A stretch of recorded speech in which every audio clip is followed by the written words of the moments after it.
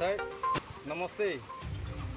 आज हम लोग मीडिया में क्यों आया बोलने से हम लोग किसी का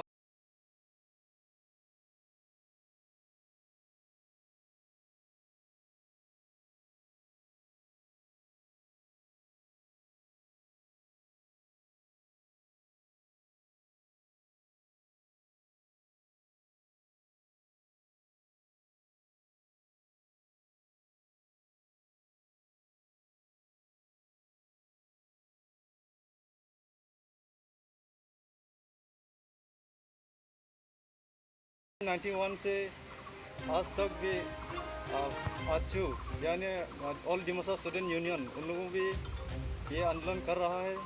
अभी तक हम लोग का डिमोसा कचहरी का समस्या प्रॉब्लम अभी तक असम सरकार और भारत सरकार अभी तक प्रॉब्लम सॉल्व नहीं कर रहा है। इसलिए आज डीएनएल के थ्रू से असम सरकार और भारत सरकार को मैसेज दे रहा हूँ।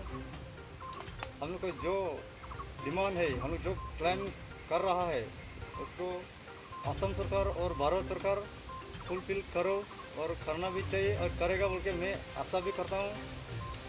बोलने को बहुत ही लेकिन ज़्यादा नहीं बोलेगा। आज हमारा एडवाइस शॉर्ट से यही समाप्त किया है।